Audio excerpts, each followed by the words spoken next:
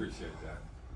So I just want to let you know, I've been in real estate and the construction world for over 20 years now. My background spans from everything to sales, to residential rehab, and to new construction.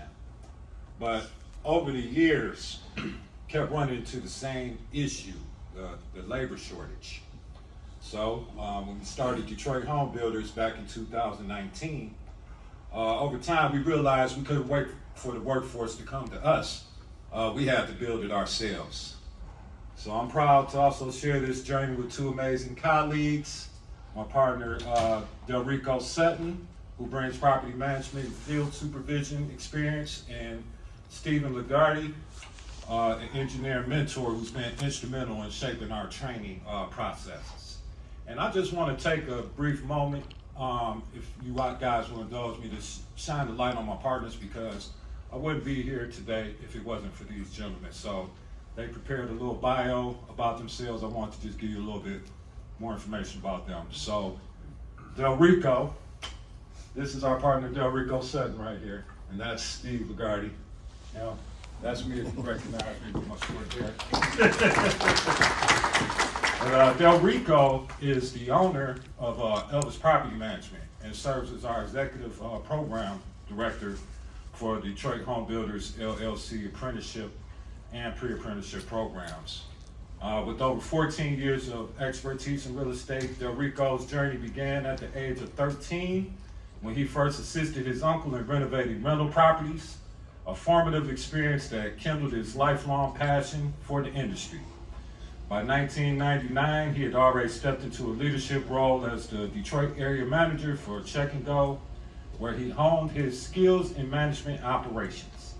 Today, Delrico is a proud owner of Elvis Property Management LLC, a respected and rapidly growing residential and commercial property management company. Now, his decision to enter property management stemmed from a deep understanding of the need for professionals who genuinely prioritize the well-being of the people that they serve. Over the past 11 years, his company has made a lasting impact in Wayne, Oakland, and Macomb counties. Delrico has rehabilitated properties on his own and continues to oversee a variety of renovation projects for his clients. Delrico's philosophy is simple yet profound. When we operate with love, integrity, and honor, we become a powerful force transforming our communities and enriching the lives of those who call them home. Now to my partner, Steve. Thank you for indulging me also. Now, Steve, who's also an executive program consultant for our Pre-Apprenticeship and Registered Apprenticeship Programs, is a highly skilled stationary engineer with over 15 years of experience in the trade. He's a first-class stationary steam engineer and a first-class refrigeration engineer. And Steve's mastered operation and control of complex equipment, applying his expertise in problem solving, conflict resolution, critical thinking, and active listening.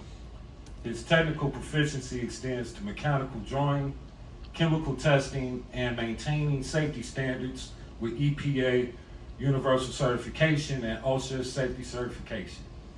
Beyond his engineering career, Steve is passionate about giving back to his community. He enjoys coaching and mentoring youth in the city of Detroit, helping to shape the next generation. And in his downtime, he loves spending time with family and friends, especially during the summer grilling seasons. He's known as the Grill Master for his legendary lamb chops. Thank you. Thank you. My partners, like I said, I wouldn't be here today without my partners, so thank you. So, our vision is more than just hammer and nails. We're building opportunity, one home and one person at a time. Now, our mission is simple, it's to train, to employ, and to uplift. So we want to be able to take someone with no experience and no clear direction and help them to become a confident, skilled trades person. We know that construction can change lives, but it requires the right environment, real support, and access to skill building that meets people where they are. Now, to accomplish our mission and our vision, we had to start by identifying what our company needs were. and we struggle with reliability, accountability, and skill gaps in our labor pool. So we decided to grow our own workforce.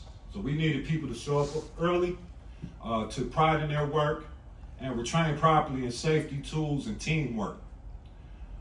That decision is what led us to create our own in-house training program and eventually pursue the MARC II certification. So our goal, I just wanted to go over this because this is what a lot of companies, especially in construction, are running into, the challenges.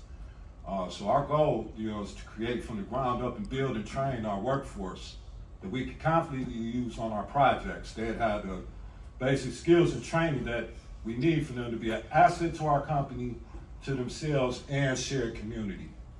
So one of the things we're running into is we need competent construction workers. We were facing a significant number of contractors who either misrepresented their qualifications or lacked the necessary skills for the jobs that we are hiring for. We need them to have the basic skill set to be an asset. We need our workers to know the basic tools, be able to handle them safely, small repairs, prep for painting, safety, do demolition work, among other things. And safety-minded, reliable, and trustworthy. So definitely we're looking for people who put safety first, show up on time, that's a big one for us, are good at communicating, which is another thing that we're working on, and also can follow instructions, which is very important when you're on the job site. So I want to talk a little bit about our training and our development approach. So we don't just teach skills, we build habits and discipline. So our approach is built around these 5 key pillars, which would be the hands-on job site learning, which we feel is very important to have that real world experience. Build some muscle memory and be able to be more ready when it comes to being employable. Competency-based progression. Our students are evaluated on what they can do. So also our curriculum is in line with the Department of Labor and for the MARC II. The students can track their progress, and then our goal is so that the employers will know what they're getting when the apprentices or pre-apprentices complete our training program. Safety first, training. And I probably should have said that first. But definitely we have OSHA 30 construction built into our curriculum. Safety is one of our top things. That's actually one of the first interview questions or it's definitely in the list of interview questions that we ask potential apprentices. What's the most important thing on the job site? And if they don't say safety, then we know that they might not be for us. But definitely safety. Mentorship and peer coaching. So our registered apprenticeship program that we have it's an employment, but we also have to mentor as well.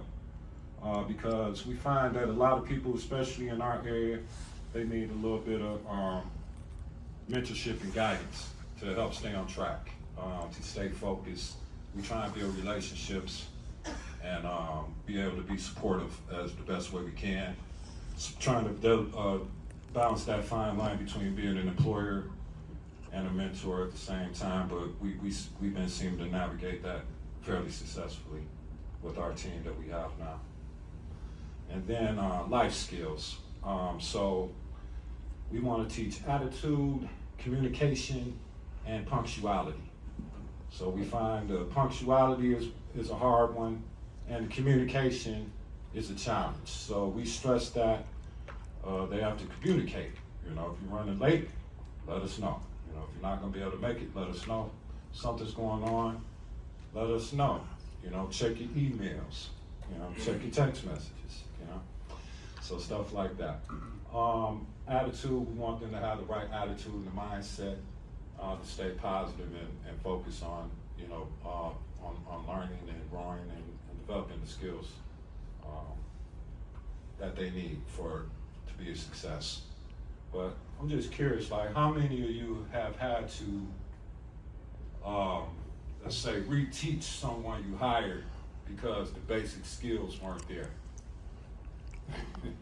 So, yeah, I'm sure we can understand that the importance of trying to get these skills instilled in them before we actually hire them into our apprenticeship program.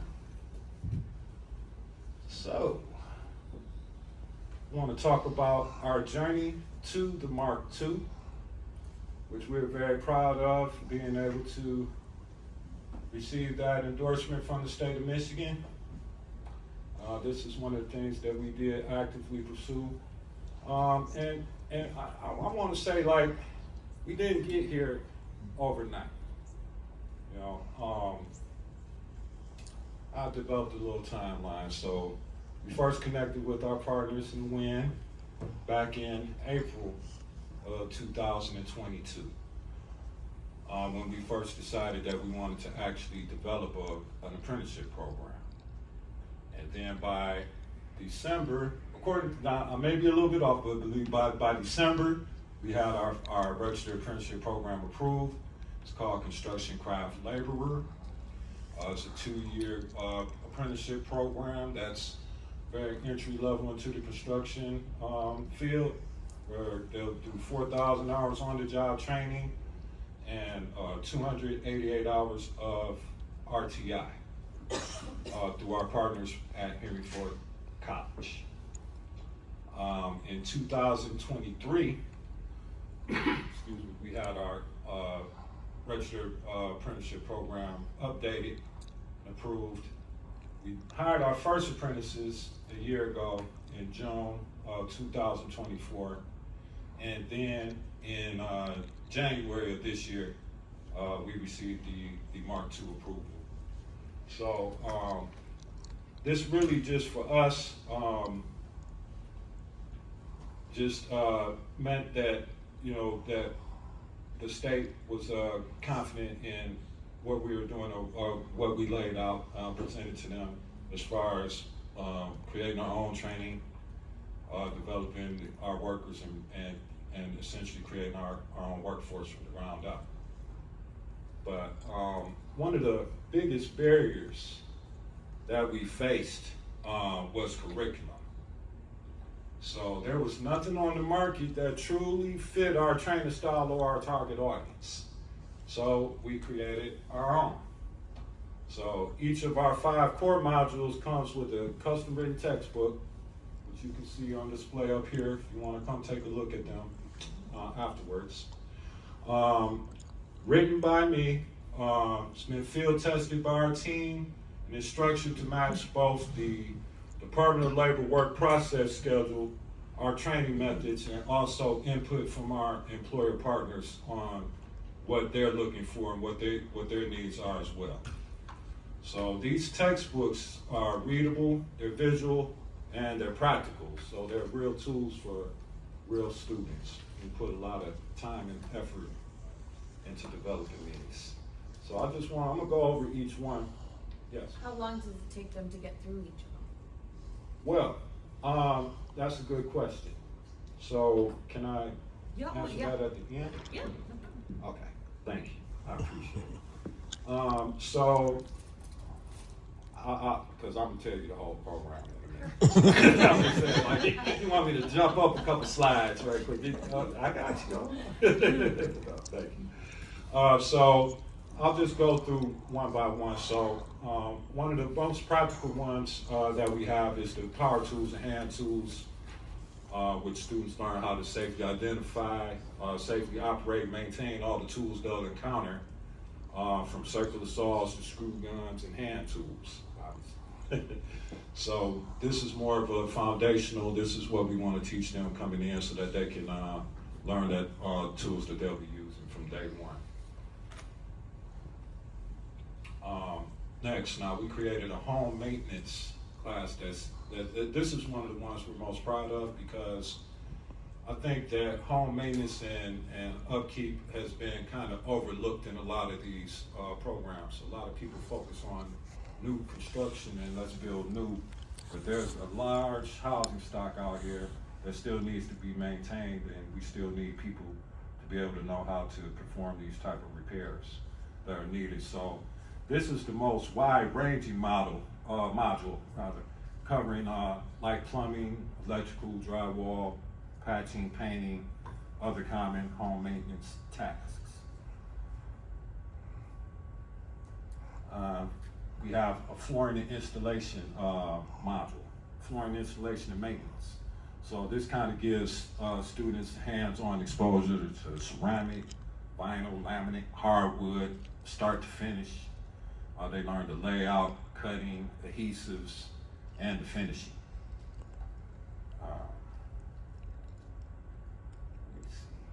Painting and wallpaper.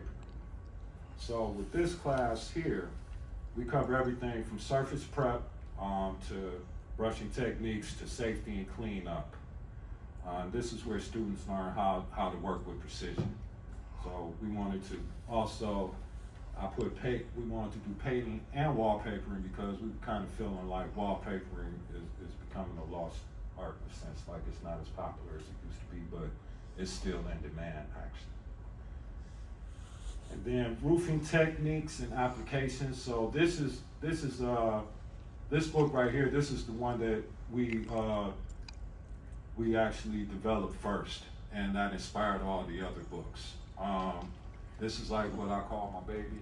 So you can see it's a nice, well, you'll see in time that it's a nice, well-written, put together textbook, very practical.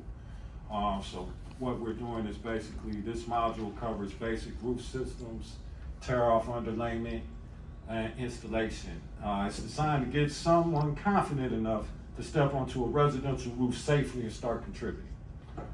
So one of the first things that we do, we don't just throw them up on the roofs. So we break them in gently. So one of the first tests I do when I hire apprentices is the ladder test. So we have different size ladders. And I want to see how comfortable they are climbing up and down the ladders, to see how high that they're willing to go. Some of them are shaking like leaves when they get up a certain height. So I need, but it's very important that I know this from the beginning. And then what we do next is we take them through a few months of gutter and maintenance. So they'll get comfortable with climbing up those ladders and cleaning the gutters and doing little minor gutter repairs and things of that nature. Then we gradually progress them, because I know we as employers, we don't want anybody just falling off the roof and they're unprepared, so we definitely want to give them a progression on that.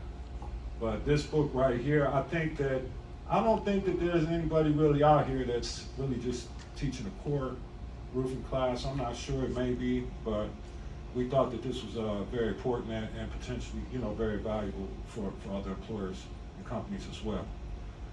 So I want you to know, so before I get to this, but we developed this for our company, you know what I'm saying? So we were very passionate about wanting to help people get this training to learn, because there's a lot of people that want to learn, but they don't know where to start, they don't know where to go.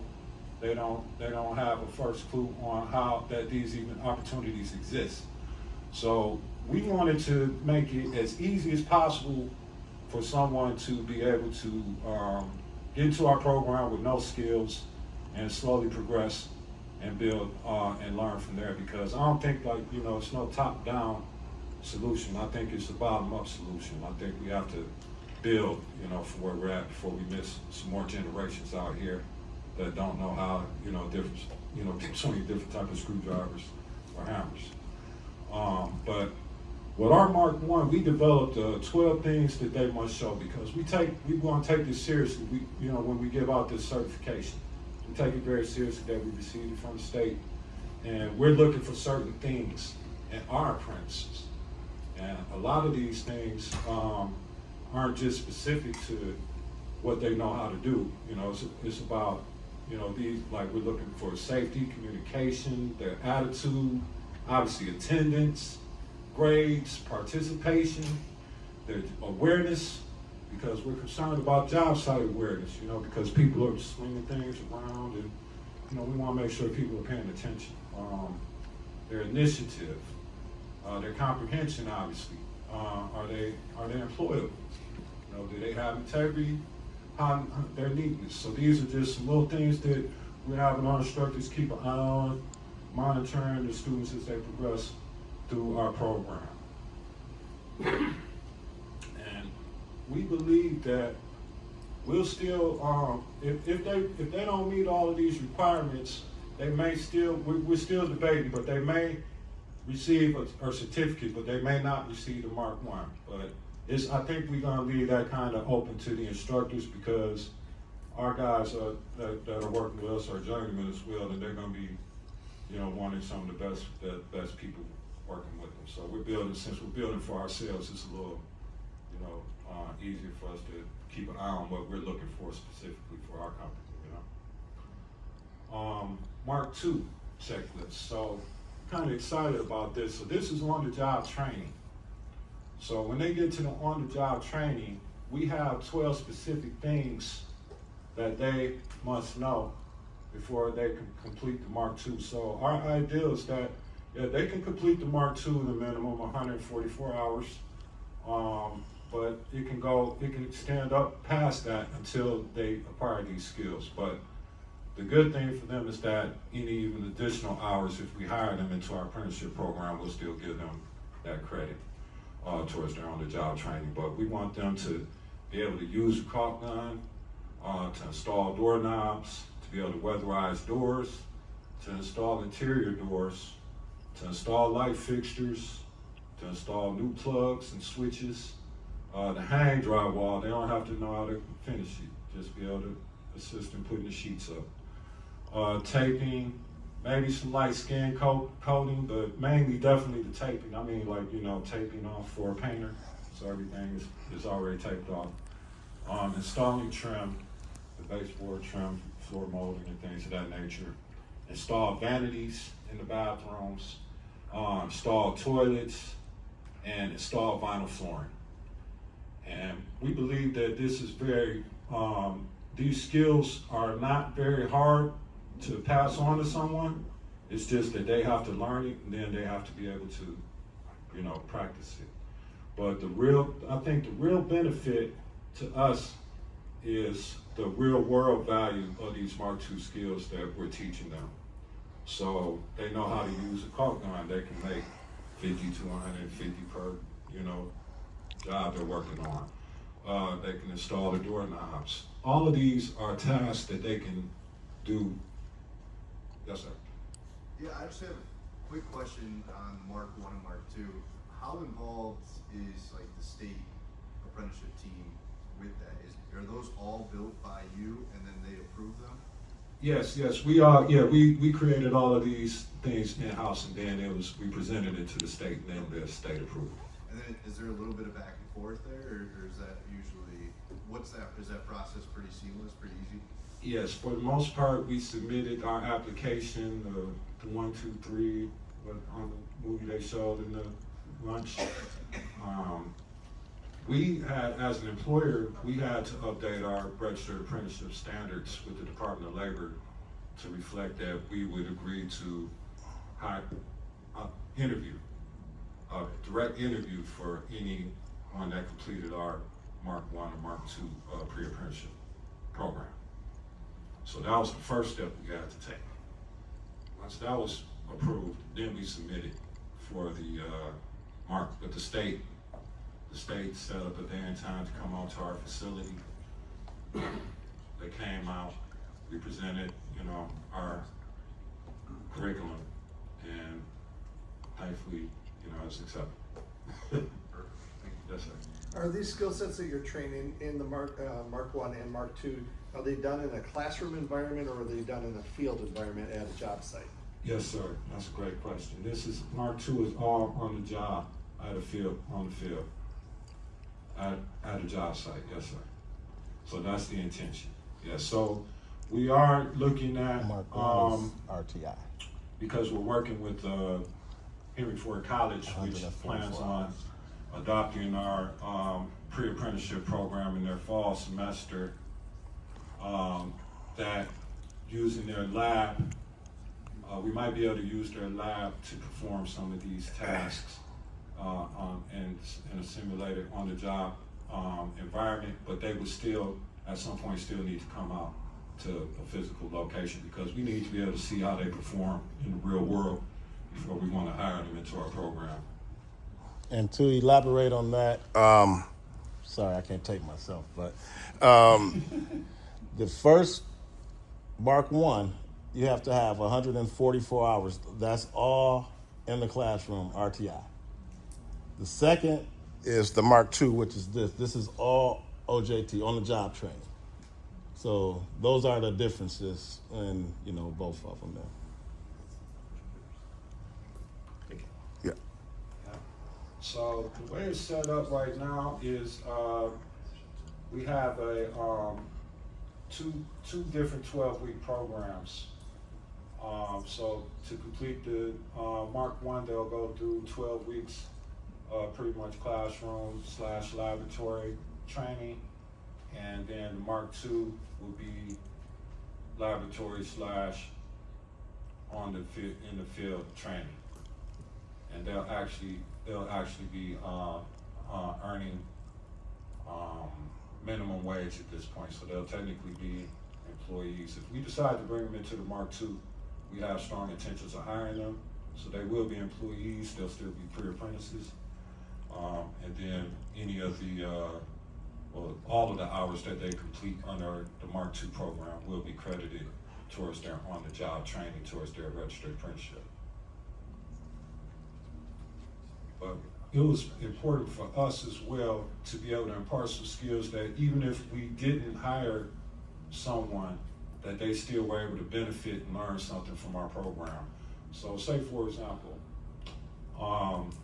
one of our apprentices learned how to install the vinyl flooring and the trim. Now his mom had bought a new house, and he was able to put in the new kitchen floor for her. Save her a few $100s. She was happy. He was happy to be able to do it for his mom. So he was able to do some few other things around the house that he learned while with us. So these are skills that people can use. They can help make them feel better about themselves. Because I believe in Michigan, you can work as a handyman, take jobs up to $600 without being a licensed contractor. So as long as you're doing small handyman jobs, you can make that little extra money. The work can't be a $1,000 job and you're breaking it down into payments to keep it under. It has to literally be like just a $500-600 job, but that can add up knowing how to do this stuff that we're teaching. You know what I'm saying? So we really feel like we're providing a real value, to everybody that's participating, not just the credentials. I know that here, we talk about credentials and things of that nature, but we're also talking about, value for people and improving their quality of life as well. So,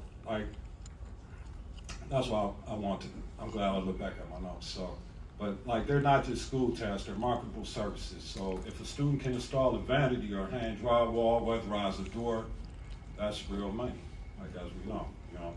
Okay, that's what I wrote. Under Michigan law, they could perform work under $600 without a license, so that immediately get them side hustle or small business opportunities. So each Mark II skill can be the start of a career or even a weekend income stream. So we tell our students, not just learn the trade, you're learning to take control of your future, basically. So we've reached the conclusion. So Detroit Home Builders, we didn't just create a training program, we created a model. So one that is MARC II-certified, it's aligned with the federal apprenticeship standards, and it's empowered by our original curriculum, and it's been proven to work And we're building confidence, we're building skill sets, and we're building futures. And we're ready to partner or license or help other communities replicate our success. And because we're not just waiting on change, we're building it. It's gonna be one apprentice at a time, one house at a time, and one future at a time. So I wanna acknowledge our partners on this journey. WIN, Workforce Intelligence Network, who made this all possible for us. We would not be here today without them. We love them. DoD Skill Bridge, we're happy to partner with the Department of Defense to be able to provide training to military personnel that are in their last 6 months of active duty transitioning out. They'll be able to enlist into our pre-apprenticeship program, learn the skills, and possibly be able to get hired into the apprenticeship once they complete their service. Henry Ford College. We love Henry Ford. That's our first partners. They helped us greatly in getting our registered apprenticeship program. I said they're adopting our pre-apprenticeship program into their fall semester. Elvis Property Management. That's my partner, Delrico Sutton, and his company. They've been our employer partners from the beginning, providing lots of job opportunities for our company. MW Tech, I'll put y'all on the slide because you taught to create flyers. Thank you very much. Michigan Works, which is our partners, and DESC, Detroit at Work, which is our first partners that we had our first contract with for training. So we're thankful for that as well. So if you want to contact us, this is our information here, www.313builders.com. That's our phone number, email.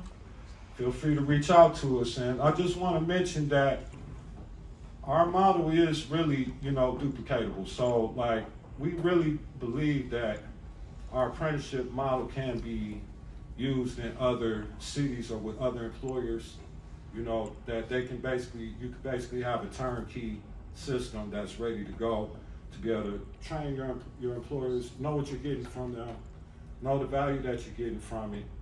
Obviously, we're hearing, about all this, different funding opportunities that's available for those that, pursue this. So I think it's really something great. We're open to talk about those things with you if you're interested. And thank you for hearing me out today. Are there any questions? Yes, sir. Yes. Hi, Jerry Russell with Delta College. Yes, sir. I actually have an employer with a similar kind of he's working or trying to work towards. My question for you is, with your apprenticeship through Henry Ford Community College, is the RTI just based off of their standard catalog? Yes. Basically, so we really partner with them. They have a couple of classes in particular that was of strong interest to us called building construction, where they're actually building a small, tiny home from the ground up over the course of 2 semesters. And we are in talks about doing a small home competition type of thing, that maybe we can spread and develop it, work with other colleges to replicate. But yeah, that's it was in their standard catalog. Yeah, we actually went with classes because we didn't really know initially a few years ago, and it sounded good and it met our needs at the time, so and they've been good.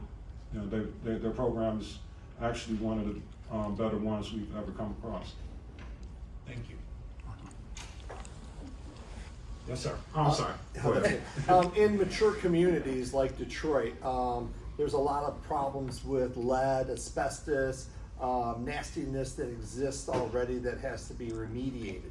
Does your training address any of that type of training, or do you, who do you point them to have that No, position? well, we do that. I mean, we do with the OSHA 30 construction. I mean, that's the main safety component that we have.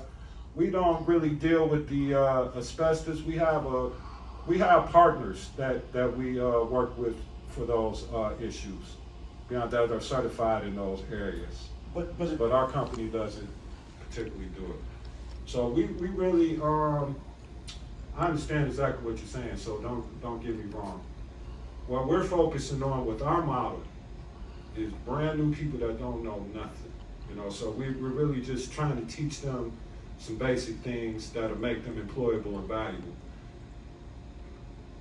I don't see, I see where, I mean, we see the value of having those credentials, but I don't, they're not stopping the flow of work. I'll just put it to you like that. They're not as important as I feel like, you know, people put the stress on. But they are good to have. But we do have employer partners that are licensed and well, asbestos and lead as well. Thank you. Well, Are your books available for purchase? the books are available for purchase with the curriculum. So you have to get the curriculum and then the books will be available for the students and the teachers as well. We have some, the student and the instructor versions are just a little bit different, not much. Can we go deeper into your mentor training? Come again? Training your mentors to be trainers. So, with that, I'm not gonna say that we're technically training them to be mentors, because the guys that we have right now are pretty much already been mentors for a long time to a lot of different young people over the years. So,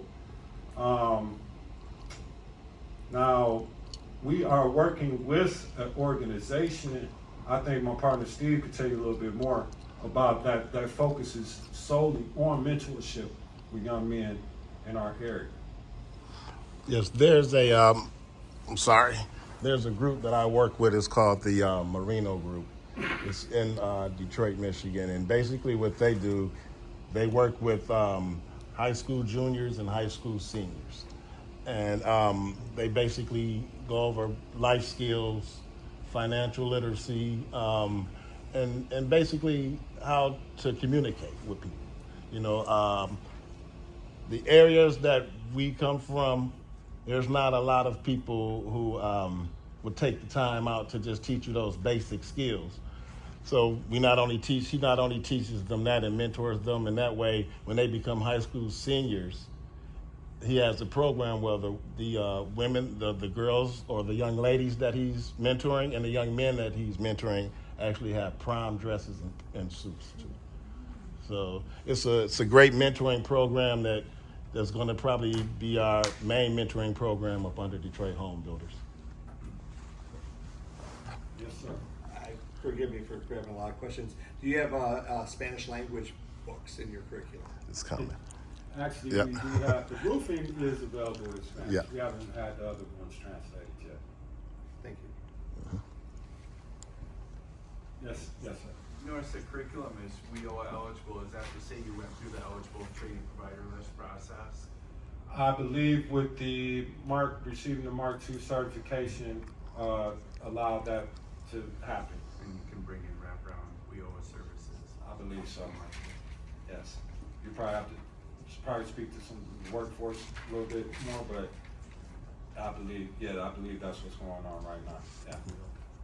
We don't receive it directly as an employer, so that's why I don't have any information for you about that. But I did hear that it's eligible for WIOA funding and the Perkins 5. I'm not sure what that is. It's awesome though. I'm like, kind of like, I don't know. This sounds good to me. Yeah. Any other questions? All right. Well, thank you for indulging me today, and hopefully,